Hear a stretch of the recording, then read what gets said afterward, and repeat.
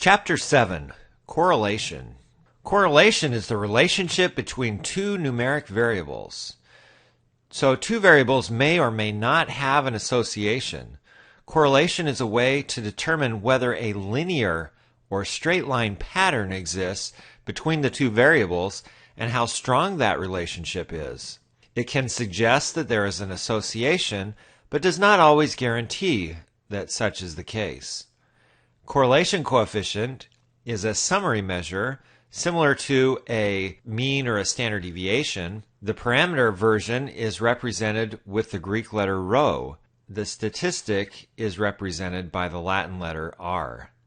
The range of possible values for a correlation coefficient are from -1 to +1, where 0 represents no linear relationship, -1 represents a perfect negative linear relationship, and a +1 represents a perfect positive linear relationship. The correlation answers two questions.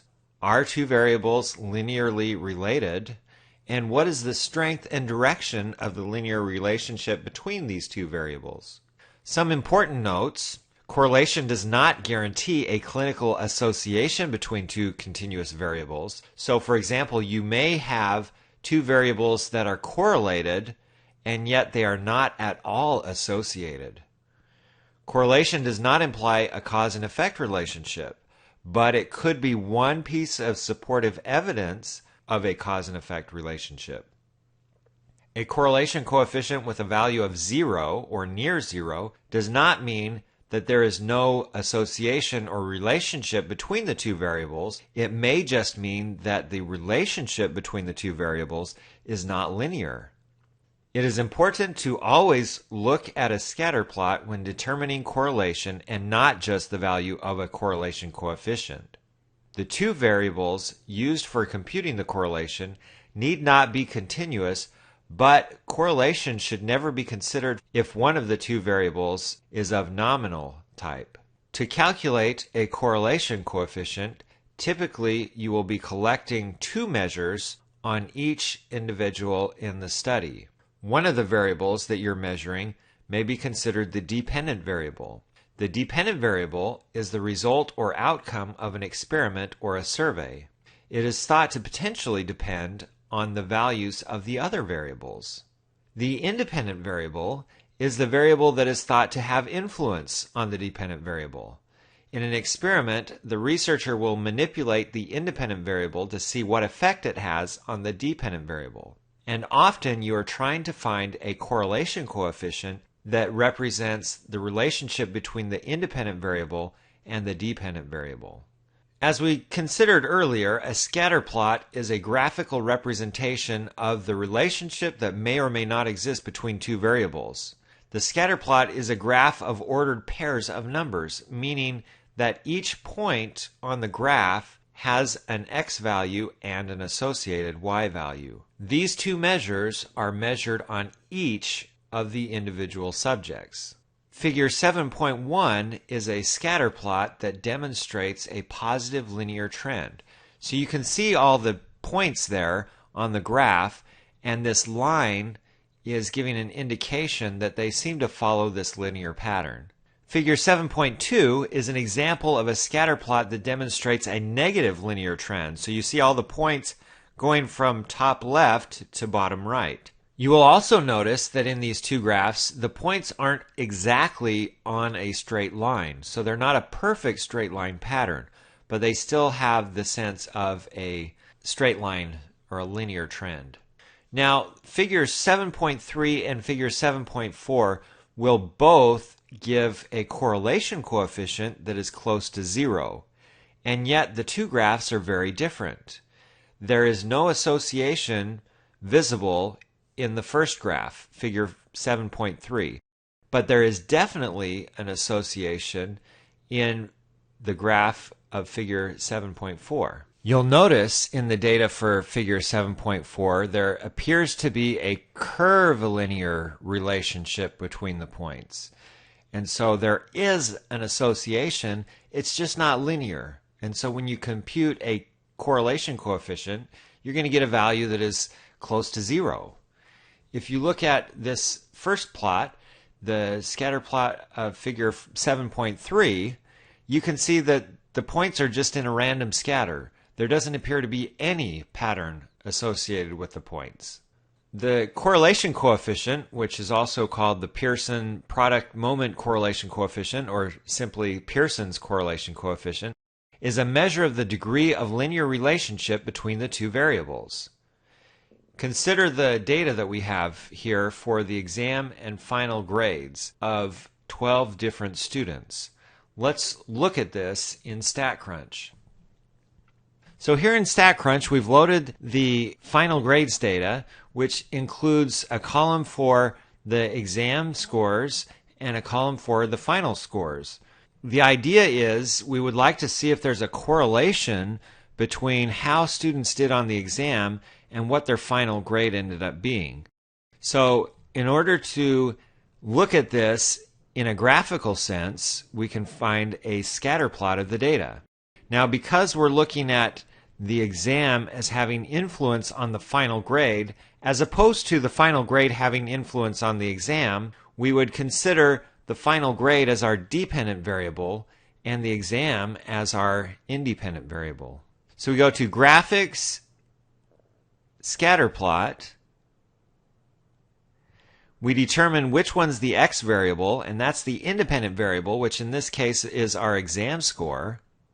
And y is the dependent variable, which in this case is our final score. Then we click on Create Graph, and here's our scatter plot. You can see that the points seem to follow a positive linear trend, or in other words, the lower exam scores seem to be associated with lower final grades, and the higher exam scores seem to be associated with higher final grades, which you might expect. Next, we can compute the correlation coefficient to quantify that relationship. So now we go to Stat, Summary Stats, Correlation, and we select the columns that are going to be used for that correlation. You notice it doesn't ask us which one is the dependent variable and which one's the independent variable, and that is because the formula for a correlation coefficient does not distinguish between independent and dependent variables. So we click on Calculate, and it tells us that the correlation between exam and final is 0.959, or about 96%. So that tells us that there is a strong positive linear relationship between exam and final. So a little more about the interpretation of a correlation coefficient. The interpretation indicates three different characteristics: the strength of the relationship, the direction of the relationship, and the linearity of it. The third one is actually implied, because if we don't have a linear pattern in the scatter plot, we really shouldn't be calculating a correlation coefficient, because that's all that it measures is the linear pattern. So in the example of the grades data, we found the correlation coefficient to be 0.959. Therefore, we would interpret that as there is a strong positive linear relationship between the overall exam grade and the overall final grade, meaning that those who did well on the exams tended to have high overall final grades, and those who did not do well on the exams tended to have low overall final grades. Now let's see what the different patterns are in the scatter plot that we might expect for different values of the correlation coefficient. In the first example, we see a scatter of points. There doesn't seem to be any kind of pattern at all. So if you look at the possible correlation values, which one would you guess is going to be the one that best describes this? Well, looking at the scatter of points, you would expect something fairly close to zero. So when you look at the different options, we have anything from close to zero all the way up to close to 0.4. So you might guess that it's going to be somewhat close to this 0.03. In fact, that ends up being the case. Now let's look at the second one. Here you can see a cloud of scattered points, but there seems to be somewhat of a downward linear trend. So you know that the value is going to be negative for the correlation coefficient, and you might consider that correlation coefficient to be moderately strong.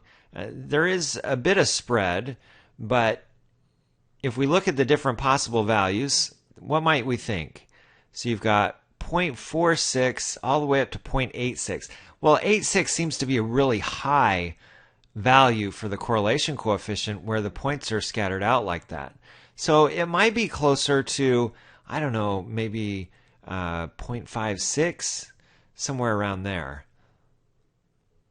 It turns out that minus 0.56 is correct. Now, if you look at the third one, you can see that there's a positive linear trend, and the pattern seems to be more tight than this pattern we had here. So the values seem to be closer to a straight line for this third graph than they were for the second graph. So where the first graph had 0.56, this second graph may be in the 0.6s or the 0.7s, and it would definitely be a positive value because the pattern has a positive slope to it. And it turns out to be that the correlation coefficient is exactly 0.7, and so that gives you kind of an indication as to what patterns of points you might see and the type of correlation coefficient that would be associated with those patterns of points. These screenshots actually come from the regression by eye simulation that is found on the website of Java applets that we looked at previously. And so you could go there, and the idea of the Java applet is you look at the pattern and then you choose what you think the correlation coefficient is, and then you click on Show R, and it tells you what the actual correlation coefficient is, and you can see how close you can get. The idea is that you want to be somewhat in the ballpark. You're not always going to get it right, but you should have an idea as to what the correlation coefficient would be in general for these different patterns of points.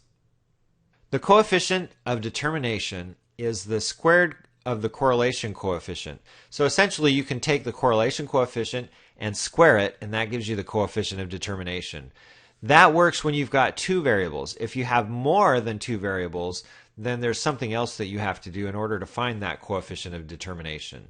But when you just have two variables, one independent variable and one dependent variable, then you can find the correlation coefficient, square it, and that gives you your answer. The coefficient of determination measures the proportion of the variance in the dependent variable that is accounted for by the independent variable. So for example, in our grades data, we had 0.959 as our correlation coefficient. That gives us 0.9206 as our coefficient of determination. This indicates that 92.06% of the variation in Y, the overall final grades, is explained by knowing X, the overall exam grades. Now, some cautions about interpreting correlation coefficients. First, let's look at the effect of outliers. So in this first graph, we see a typical positive linear pattern in the data points, and that gives us a correlation of 0.97. Seems reasonable. In the second graph, we have an outlier. We have this value that doesn't follow the general pattern of the points. In fact, it's quite far away from the points. What effect does that have on the correlation? That one value drops the correlation from 0.97 all the way down to 0.765.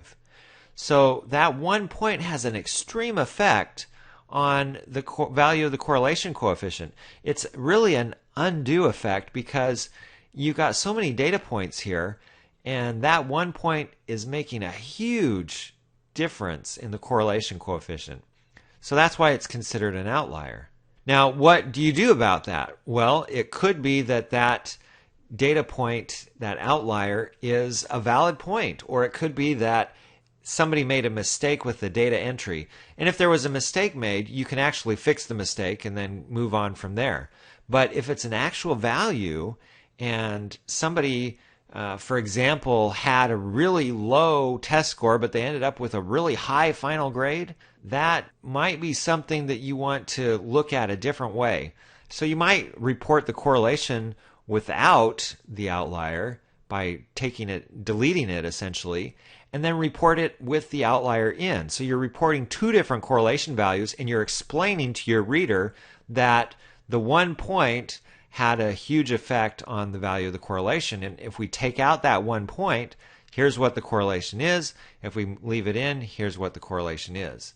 It's an unusual situation, perhaps, and so people might be more inclined to consider the correlation without that value in it as more representative of what they might face in the future versus with that outlier included in it. But you don't want to just delete an outlier and say, oh, well, that outlier never existed, and just move on with your results, because it could be that there's a very valid reason for that value being there, and people would like to know about that so they can take that into account when making decisions. Here's another situation. We have a pattern of data points that really have no association. The x value and the y value are not related in any way. And so we have a correlation coefficient of minus 0.068. So really a very low, insignificant correlation. Then you take those same data points and you add this outlier, and all of a sudden it has a correlation coefficient of 0.839.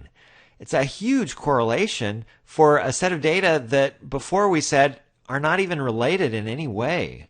And so again, that's the influence that 1 point can have if it's in the right spot. So you can imagine if somebody's blindly going into a data analysis and they're just computing a correlation coefficient without looking at a graph, they could say, oh, wow, we've got a really high correlation. X must be really associated with Y in a significant positive way. And in fact, it's not, because they just didn't take the time to look at the data and see that they had this outlier that could have been a typo, in fact. And so you can get vastly different results based on that one data point. And so you really have to take that into consideration. I mean, looking at that second graph, you wouldn't conclude that there's a strong association between X and Y just because you've got all of that data in this lower section that are not related at all. And so to say that 1 point is going to change our minds from no relationship to a huge relationship, it just doesn't make sense. And so you would want to consider all of that when talking about correlations and determining what the results are of a study. So correlation may be present when association is not. If you go back to that previous slide, we have a correlation here. It's not zero. It's not exactly zero. So you could say X and Y are barely, but they are correlated. And there's no association. So just because the correlation is not exactly zero does not mean that there's an association. Because in this case, there is no association. Y and X are not related at all. But yet you do have a correlation. Correlation can be coincidence, and it also can be related to a third variable. Okay, so you may have correlation that is a strong correlation, and there's still no association between X and Y. Here's some examples. Suppose there exists a high correlation between the number of ice cream cones sold and the number of drowning deaths. So one interpretation of that is that by eating ice cream cones, you expect to drown. Now, we know that's not the case. And so if you think about it, what is a third variable that eating ice cream cones and drownings are both related to? They're both related to the outdoor temperature. If the outdoor temperature is very high, people tend to go swimming more often, and people tend to eat more ice cream. Eating ice cream is not associated with drowning. Eating ice cream is associated with increased outdoor temperatures. And drownings are related to increased outdoor temperatures. So that's a case where there is no association between the two variables, but there is a significant correlation. Correlation also does not prove causation. It may be evidence of causation, but there could be alternative reasons for the correlation. So another example is the age of a teacher and the ability to teach. They may be correlated, but aging in and of itself does not make someone a better teacher. In summary, correlation measures the linear relationship between two variables. It can be assessed by a correlation coefficient, R, and by scatter plots. You should always check the scatter plots just to make sure that there's nothing funny going on, like outliers or a correlation that says it's about 0 because in fact there is a relationship but it's nonlinear. Correlation, association, and causation are also not the same thing. And so you want to be careful not to say there's an association just because there's a correlation, or that there's cause and effect just because there's correlation, because it may not in fact be the case. And that is the end of Chapter 7, Correlation.